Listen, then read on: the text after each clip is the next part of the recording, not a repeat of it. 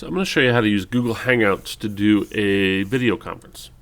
So I'm going to start off at Google, and I'm going to click on the waffle, and I'm going to go to Hangouts.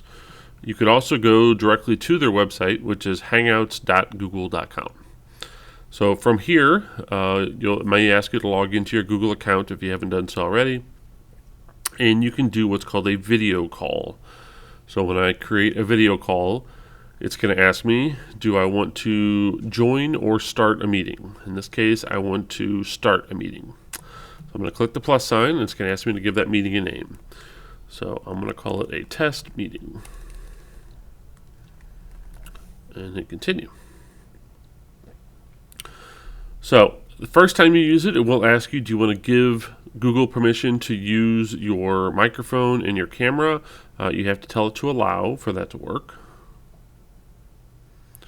And it should fire up your webcam. There it is.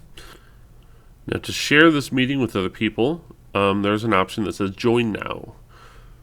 So when I hit join now, it tells me, okay, here is your meeting nickname. It is called test meeting. And then this right here is the link that you're going to share with people that you want to be in this meeting. So I can copy and paste this link, this meet.google.com link, and I can put that into Google Classroom, and then when students click on it, they will be able to join this meeting. The other thing I can do here is I could manually add people. So if I wanted to invite, I could type in people's names, and it will send an invitation to them to join that meeting. They just have to accept that invitation. It'll add them. It'll send them an email. It'll put their the event or the meeting on their calendar if there's a specific time, and go from there. But if you're going to do a live meeting, then by far the easiest way to do it is just to share that link. Now, once you're doing a meeting and you're sharing that meeting with other people, you do have a little microphone button here. This microphone button here allows you to turn your microphone off and on. I would recommend that all students or anyone who's participating in your meeting turn that microphone off for all students unless they need to ask a question. So if they turn it off, otherwise you're going to hear lots of background noise, sometimes feedback and things like that. So it's a good idea to mute everyone's microphones to do that. The other option that they have is there's a caption button, which if you turn on captions, it will literally give you closed captions of what's happening. So it's a good way to kind of give a visual in case the audio or maybe the picture cuts out or something like that. It's a way to do that. The other option I can do here, if I want to, is I can choose to present my screen. So there is a present now button, and when I tap on that, I can choose to present my entire screen to everyone in my group. So I can tell it, yes, I want to allow that, and it will take my computer screen and it'll present my screen, whatever I'm doing, to everyone in my group. So if I'm demonstrating how to do something, or if I am trying to maybe share a presentation, this allows me to do this with everybody else that's in that group. And then I can go ahead and tell it to stop presenting when I'm done.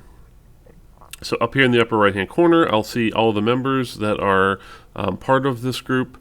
I also have a chat feature here that allows members to post messages back and forth while the group is going on. Turn off closed captions here. And then I have this little 3 dots down in the bottom right hand corner, and there are some settings that I can do to adjust this. So if I go to settings, I can control whether or not it's going to use my, which microphones it's using and so on, which cameras it's using if I have multiple cameras, all that set up. And then I can also change the layout of how my page is going to be set up.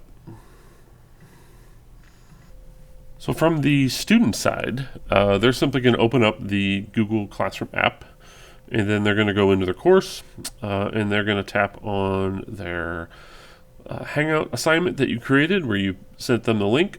And then when they tap on the link, it's actually going to open up an app called Meet. The Google Meet app looks like this, and it asks them, do they want to join the meeting? So when they tap join meeting,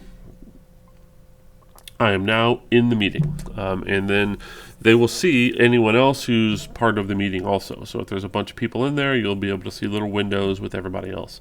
If you tap, you have the buttons down here at the bottom that you can turn your microphone off and on, which again, I would recommend students turn theirs off unless they specifically need to ask a question.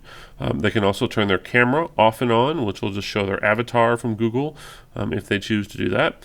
In the upper right-hand corner, you have options to control your volume. You have closed captioning if you want to turn that on. And then you have a little person tool. This shows you who is in the chat or in your Hangout. And then you also have a little chat tool where people can send messages back and forth. And if I were to finish, when I'm done with my Hangout, all I have to do is hit the button and it will hang up and leave that chat. So if the student is having problems, if they need to disconnect and then rejoin the meeting, they can do that. Sometimes that will help. Also, if they are having problems and tells them that the app needs to be updated, they may need to press and hold on the Meet app, looks like this, and delete that app, and it will reinstall itself in a few minutes. With the most updated version. So if they do get a message telling them the app is outdated or needs to be updated, don't click on the links or anything to update it like that. Just have them delete the app and it should reinstall. And that should be it. So that is Google Hangouts using the Meet app.